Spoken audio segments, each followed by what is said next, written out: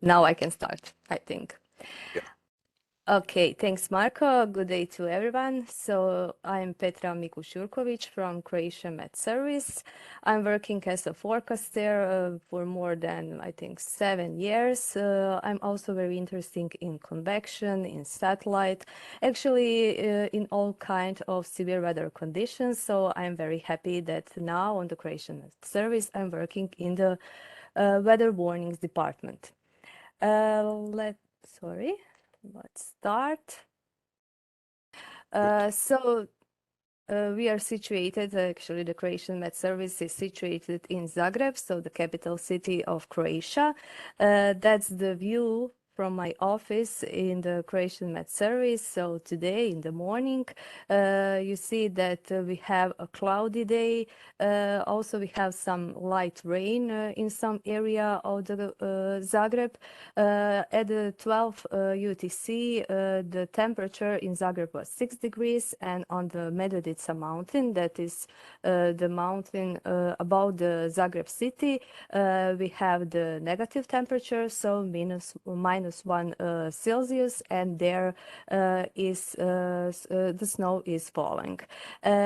Actually, today we have just some light raining in Zagreb, but yesterday we have some rainy day, and at 6 UTC in the last 24 hours in Zagreb was accumulated 13 millimeters of rain on this mountain. So on Medvednica mountain, we measured 26 millimeter of precipitation in the last in the 24 hours, so till 6 UTC, and there was also the 19 centimeters of snow. So now I actually introduced myself and my town and weather in my town. So I want to please you. Just a second. No, how I can move it. Okay. Now I want to please you to mark actually the place where are you from. I will give you the possibilities to use the annotation tool. To all. How I can mark all? There should Here, be. okay, I found it. Yeah. Good. So now on the left-hand side, you will see this annotation tool. So can you please mark where are you from?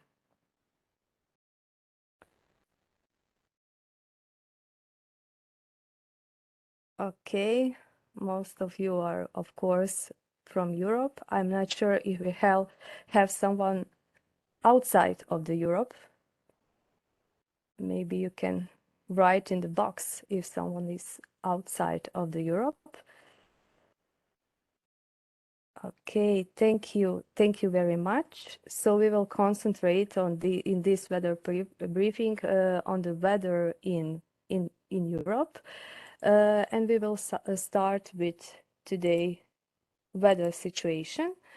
Of course, first we will look at the air mass RGB, which is very nice for the synoptic analysis. So here we can see the differences in the cold and the warm air masses, and you can see very nicely this border between the warm and cold air mass. So the warm air mass here is represented in this green color, and the cold air mass is represented in these blue, violet colors. But also what we can nicely see here on the air mass RGB,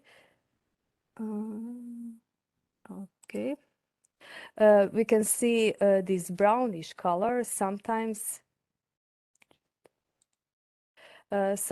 it represents the maximum in PV anomaly, but also the jet stream. And also here I have one question for you. So can you please mark the center of the cyclone, which you see here? Now I allow you to annotate this. Okay, we have one center. Do you see some other? Yeah. Okay. Yeah, so we have one here in the middle, so in the southeastern part of the world, here in the eastern part of the world, or Europe actually, here one on the Atlantic, and this one is somehow questionable, but okay. Okay, we have one from India. Thank you very much for that annotation.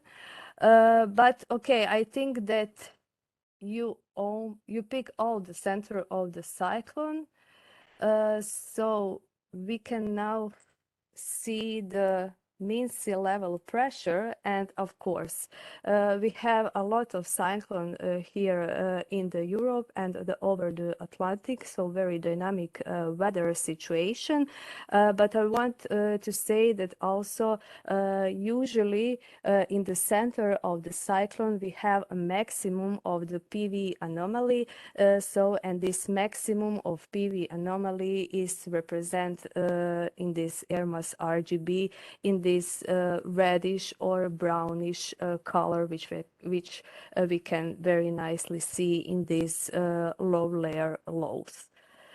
You see here, you also mark this one here, but this one here is actually is not the closed low, it is some kind of the trough in the lower layer. Okay, let's move on. So we usually expect here in Europe, where we have a cyclone, also some cloudiness. We see a lot of cloudiness here in the southeastern part of the Europe. Also the clouds here on the British Isles, and of course there we expect some precipitation. It could be rain, or maybe if we have a temperature below zero, also the snow can fall. So let's see what we have on the Meteor Alarm Weather page. So which warnings the EUMeT service issued for today. We see that we have some warnings here in the southeastern part of the Europe, where we have this very pronounced cyclone, but also we have some here in Ireland. Usually this warning is for wind or for rain. Here in Ireland usually is for wind, and why? Because here we see a very high pressure gradient, and if we have a so high pressure gradient, of course we expect some very strong and gale wind speed. So that is actually the briefly synoptic situation of today weather in Europe. And now I want to also ask you some question, because today we can see also very nicely some cold air features, especially over the Atlantic Ocean. So can you please mark me the area where you can see something that is called open cell convection. The annotation tool is here. Yeah. Okay, we have first answer. Very good. Okay, you all know what they look like. So very nice. Here we can see a very nice this open cell convection. So it developed in this cold and dry air mass in the middle and the upper layers, which is actually advected over relatively warmer ocean. So we have some kind of instability, and the convection can develop. This is the open cell convection, but here you see a more enhanced convection that could be now enhanced cumulus. And how you can check that this convection is enhanced? You can also use the dust RGB and see how this convection look on the dust RGB. So on dust RGB, this open cell convection is usually in the yellow or ochre color, and that actually represents these water particles in these convection clouds. But this enhanced cumulus, you see that have more reddish color, and that's mean that here we have a thicker clouds with ice particles. So we have the enhancement adjustment of the convection. And now one more question for you. I think that we have one also more interesting feature which actually developed in these cold air masses over the Atlantic. Can you mark it? I will give you now the possibilities to annotate another very interesting feature in this cold air mass. Yes, very nice. Yeah, this one is very interesting. So this one looks like a coma cloudiness. So it actually developed beyond this cold front in this cold air. So it looks like coma, and you see that this coma cloudiness in dust RGB usually actually have this reddish cumulus cloud, so it has this thick cumulonimbus also sometimes embedded here in the head or the tail of the coma. Sometimes it looks like that this head of the coma cloud is usually in red color, so it represents these ice particles at the top of the coma cloud, and the tail of coma is still have some yellowish or ochre color. Here is not that case, but it can be that sometimes the tail is still in yellowish or ochre color, and in tail of coma you have some kind of middle convective cloud with water particles. But usually it looks to me like coma, so it actually the characteristics for coma is that it is developed in this cold air mass beyond the cold front, and also sometimes it can produce some kind of severe weather on the ground, especially if the coma clouds happens here over the continent. So this one actually happened, we see here over the Atlantic Ocean. And now we will actually move more to the south and more to the warm air mass. Why? Because these days we know that all eyes is in Qatar. It is the World Cup there, so very the football fans is very interesting also what happened there on the stadium, but as for the weather there won't be many surprises. So as you see here on the air mass RGB, we have this greenish color which represents this warm air mass, and also we have this brownish color which represents also the dry air. So there in Qatar today and the next days will be very stable, sunny, and very warm and hot. For the summer and football fans, top. Yeah, very nice.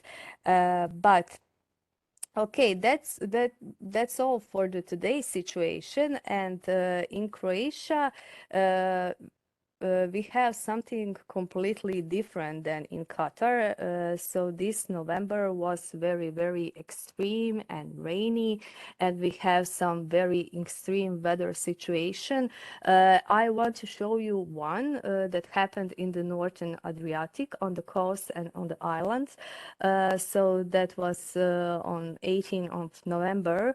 And now I will briefly go through the analysis of what's happened there. So if you look at the air mass RGB, here we see a very nice the cyclone. So the cyclone with the fronts, and also in this brownish color we can see the maximum of the PV anomaly. So if we look at the mean sea level pressure, of course here we can see this cyclone with the center in the northern Italy and northern Adriatic, this cold front, and look at this air mass RGB overlaid with isotach on 300 hectopascals. You can see that this is the region where this very extreme flash flood happens. So you see that here, this region is actually on the left exit side of this jet stream. So that is the very favorable region for the vertical movement, so for the convergence in the lower layer. And also, if you look briefly, you can see that we have another jet stream right here, and here we have the right entrance. So both regions, the right entrance and the left exit region are very favorable for vertical motion. And also we see that we have this cold front. So another very suitable environment for the convection development. Sorry. Is at the leading edge of the cold front. So let's see what happened in Croatia on that day. If we look at the upper layer, so at 500 and 300 hectopascal, we see that this low and this trough was more pronounced here in the lower layers, while in the upper layers we have something that looks like the short wave trough. But again, in these green colors is represented the jet stream, and we can see here is this area of interest. And we can see that here we have the left exit and right entrance regions, so very, very favorable for vertical movement. And if you look at the mesoscale environment, so here actually I want to show you the lapse rates and dew points. So the lapse rate here in the Northern Adriatic is about 6.5. It is not very, very unstable, but we know that we are in the cold part of the year, so we didn't expect some very high cape. But you need to concentrate here on this image. You see that we have a very, very high shear, so between 15 and 20, and also in this brownish color you see a very, very significant convergence in the lower layers. So we have this lift which is necessary for the convection development, so to lift the parcel to the level of free convection, and then actually the convection can develop. And because we have this a very high shear, the convection will be organized. And because the convection is organized, it can be very intense. And let's see what happened. So here we see a very nice convective system. That is the sandwich product. So the sandwich product is high resolution visible image overlaid with color enhanced 10.8 microns infrared image. And this image is very nice for looking the convective cloud, because it gives you the information about the temperature at the top of the convective cloud, and also the 3D structure of the convective cloud. And what you can see here, that we have a very low and temperature at the top of the convective cloud, so very high clouds, and also we have these overshooting tops. So the overshooting tops actually is sign of very severe and strong updraft. And let's see what happens later. So if you go in time, we see that the new cells actually developed at the back side of these convective systems. So you see the new cells constantly developed on the back side of this convective system. And because of that, it looks like a back building convective system. It looks like a quasi-stationary system, because it can produce a very intense and heavy rain on the same place for hours. So more than 2 or 3 hours, you can have a very, very intense and heavy rain on the same place. And of course, in such a situation, you can expect a flash and urban floods. And that's happened in Croatia on that day. So if you look at the radar data, we have a 24-hour rainfall rate, and the most severe event actually happened right here at the coast of the Northern Adriatic and here on the Kirk Island. So here on the Kirk Island in Malinska town, we see that from 6 to 10 or 11, we have more than 100 millimeter of rain. So that is a very, very huge amount of rain. And of course, in such a situation, actually a very significant flash and urban flood happened. So it looks like that. So here I have the video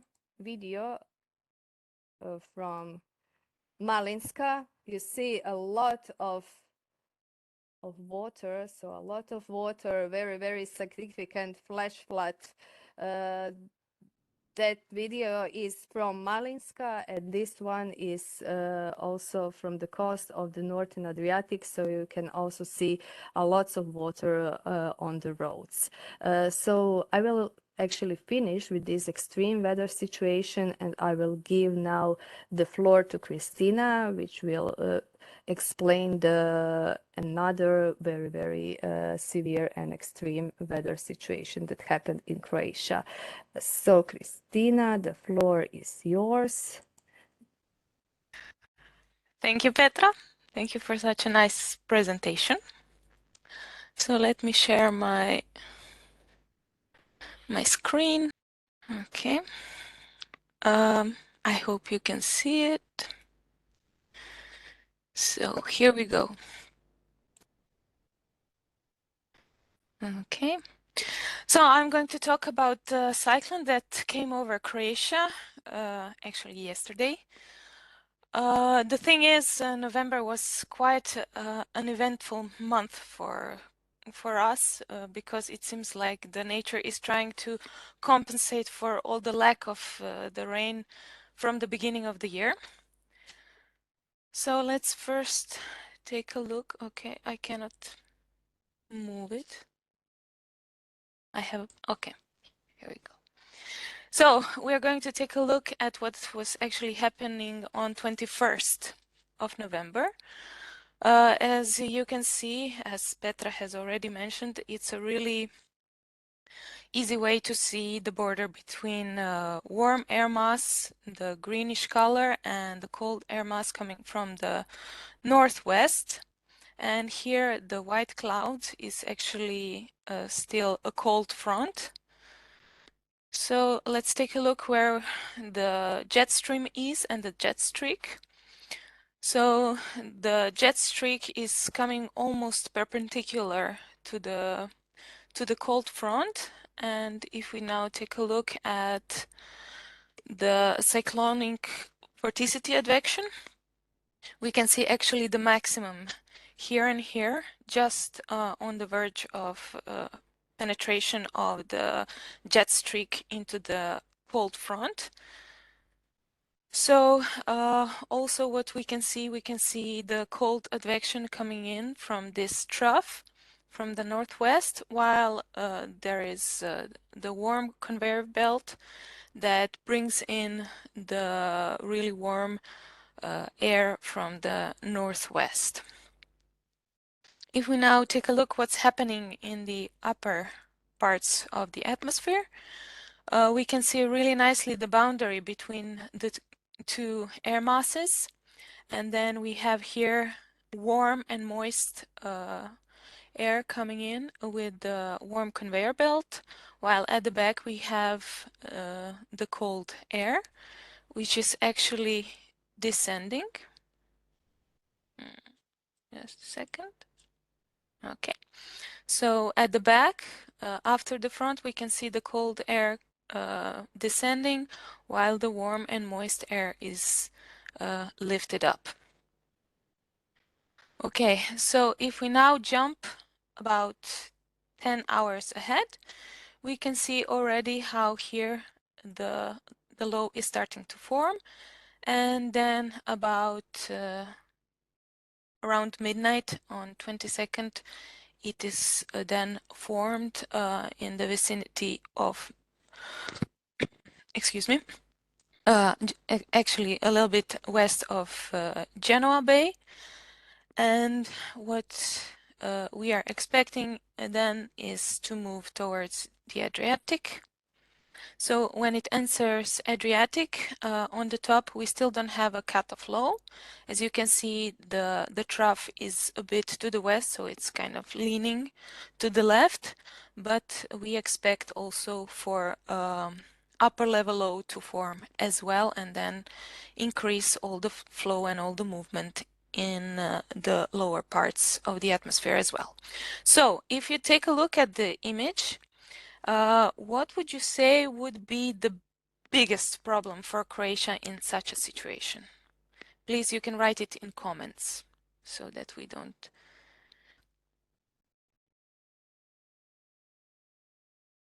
Okay.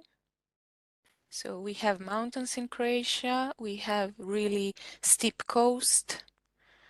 Mountain range is dividing the inner side of Croatia from the seaside. Yeah, you don't be shy. You can make a mistake. It's also okay. You don't live in Croatia, so you don't know how everything is. Also, think what could be the problem, for example, for Italians as well. If there is any Italians today with us, they can also comment if there was kind of problems. Okay. Okay, so yes, the first thing you would think about is precipitation because of the warm conveyor belt and really big amount of humidity coming in. Also the wind because of the big difference in the pressure. But there was a lot of problems. So what we had to do, we had to issue a lot of warnings. So for the inner part of Croatia, it was mostly about snow, and the amount of precipitation was given for the coast and for the areas around the coast. So it means the mountain ranges and then the inner part of Dalmatia. The wind wasn't as strong as, for example, when it's Bura wind blowing, but it's really intensifying. It was gale for gusts, and it was for a long period of time. And also you have to think that there is a big fall in the pressure. So, and Croatia has seaside, so that could always give you a hunch.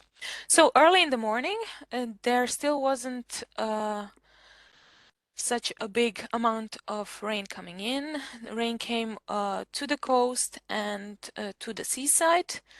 Also, some rain was already in the mountain ranges and in the interior of Dalmatia. But as you can see, the interior of Croatia was quite calm. It was a lot of fog because the wind wasn't strong yet, and as you can see, the temperature are much lower than at the coast and in Lika, for example. And if we now take a look at 12 UTC, you can see that the wind is growing in strength. Also, you can see that is strong in the northern part of Adriatic, the same as in the south. The wind direction is southeast mostly, but next to the coast here on the upper part near Rijeka and Krk, you can already see that Bura is starting. So Bura wind.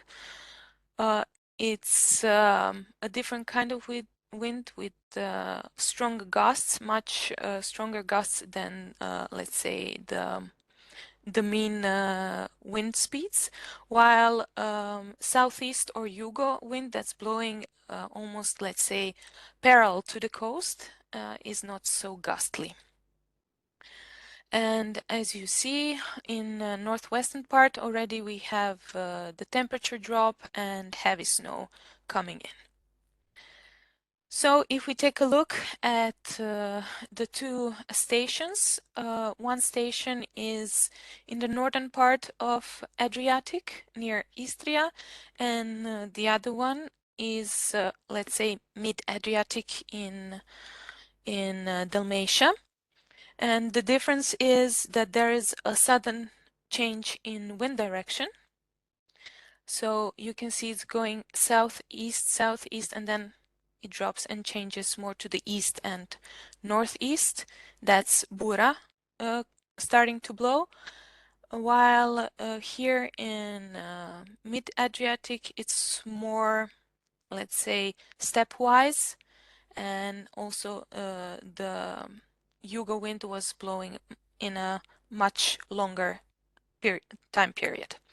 Also, as I mentioned before, we can see a big drop in pressure, and it was also, the low pressure was already here over Croatia for a couple of days before.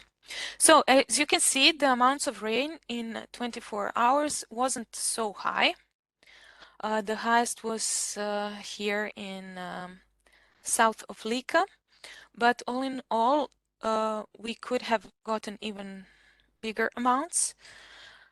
However, the problem is that it was a really rainy period already before, so the soil moisture was high, and the land had problem gulping in all the amounts of rain. We also got fresh snow, mostly in the northern mountains, about 20 centimeters, and also here, like Petra mentioned, we have a mountain next to Zagreb. We got 15 centimeters of fresh snow. The problem is, in fact, the biggest problem was flooding of our coast, which, of course, it's not very common. It usually doesn't happen that often.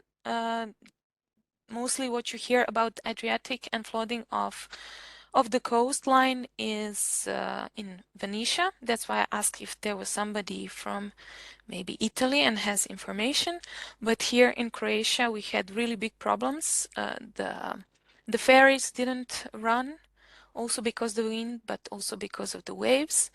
And we had really high problems with the cars that were parked there, and it also got into some buildings, some cafes, and also some buildings where people live. So as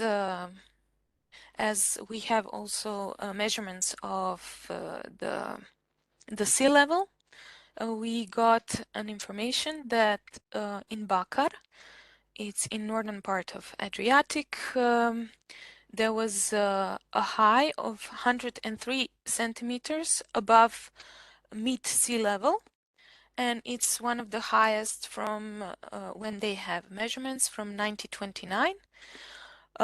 Their explanation from our oceanographers was that most likely there are three components of such a high sea level. One is the storm surge, which is in fact a component of low pressure together with gale for southeast wind or Yugo for a really long period of time. Also how you call it, the tide oscillation was in fact in the high waters, and also for quite some time there was a really big trough. The big wave, the big planetary trough was above us, so all three gave together such a high sea level, how you call it, place. I don't know. Okay, so that's that's about it. I don't know if you have any questions for Petra or me, you can ask.